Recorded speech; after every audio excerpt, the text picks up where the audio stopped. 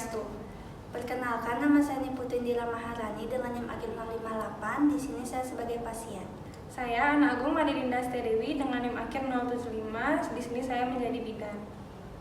Baik, selanjutnya kami akan menampilkan video konseling terkait kasus Ibu Nifas dengan maternal sepsis.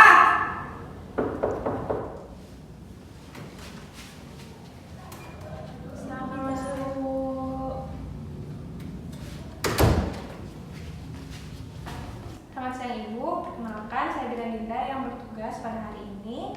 Boleh saya tahu nama Ibu siapa? Saya Indi, Bu. Umurnya? Saya 29 tahun. Baik, kedatangan Ibu kemari dengan keluhan apa ya? 6 hari yang lalu itu kan saya baru melahirkan, Bu, tapi saya melahirkannya di rumah, dibantunya sama dukun. Lalu 3 hari yang lalu itu tiba-tiba saya demam tinggi, Bu. Terus juga perut di bagian bawah itu sakit, sama yang keluar dari alat kelamin itu agak baunya agak nggak enak, Ibu. Oh gitu, baik Ibu. Sebelumnya terima kasih sudah menyampaikan keluhannya. Saya tahu pasti Ibu merasa khawatir dan tidak nyaman, tapi tenang saja. Saya akan menjelaskan kondisi Ibu dan cara perawatannya agar dapat segera pulih.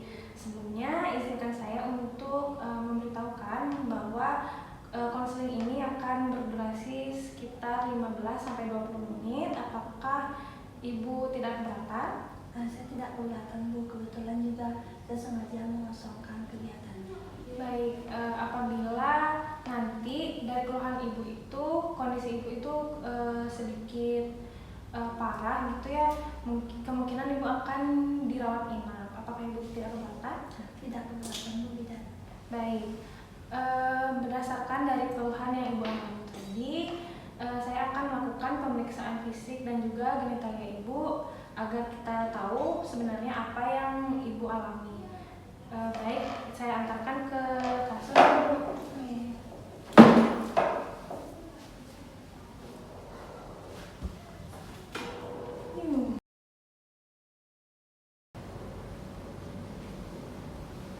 Ibu, silakan duduk lagi. Berdasarkan hasil pemeriksaan fisik yang tadi kita telah lakukan, ditemukan bahwa suhu tubuh Ibu itu 38,5 derajat Celcius, lalu rahim terasa nyeri saat ditekan, dan cairan lokea berbau agak tidak sedap. Ini menunjukkan tanda-tanda kemungkinan adanya infeksi di dalam rahim Ibu, tepatnya pada lapisan rahim. Kondisi ini biasa disebut dengan infeksi nifas atau maternal sepsis nih Bu. Infeksi ini biasanya terjadi karena kuman masuk ke rahim saat persalinan, terutama bila proses tidak steril atau luka di jalan lahir tidak dirawat dengan bersih. Seperti itu nggak, Bu Bidan? Apa karena saya melahirkan di rumah dan dibantu dukun gitu? Itu bisa aja terjadi nih Bu. Kadang tangan atau alat yang tidak steril membawa bakteri atau kuman ke dalam rahim. Tetapi Ibu tidak perlu menyalahkan diri sendiri. Yang penting sekarang kita sudah tahu penyebabnya, jadi kita bisa atasi dengan pengobatan yang tepat. Baik, di sini saya akan menjelaskan kepada Ibu bahwa infeksi nifas ini tidak boleh dibiarkan. Karena bila tidak diobati dengan benar, kuman bisa menyebar ke seluruh tubuh dan menyebabkan sepsis atau infeksi berat. Tetapi Ibu tidak perlu cemas karena kondisi Ibu ini masih tergolong dini dan kita akan berkonsultasi juga dengan dokter untuk memberikan terapi dengan antibiotik secara cairan infus. Apabila Ibu patuh dalam meminum obat dan istirahat yang cukup, biasanya akan pulih dalam beberapa hari ini, Bu. Apakah Ibu mengerti? Gini, Bu Bidan, saya sudah mengerti. Sebelum itu, untuk mengetahui pasti diagnosis dari keluhan Ibu, itu perlu untuk melakukan pemeriksaan penunjang lainnya seperti tes laboratorium dan pemantauan lebih lanjut di sini. Jadi Ibu akan dirawat inap nih, Bu. Apakah Ibu bersedia? Iya, Bu Bidan, saya bersedia. Saya mengikuti apa yang dianjurkan Bu Bidan saja. Baik, saya juga ingin memberikan beberapa hal yang perlu Ibu perhatikan di rumah nanti, seperti mengonsumsi obat antibiotik dan antipiretik yang diberikan sesuai dengan jadwal, dan juga jangan hentikan meski sudah merasa lebih baik, jadi dihabiskannya Ibu.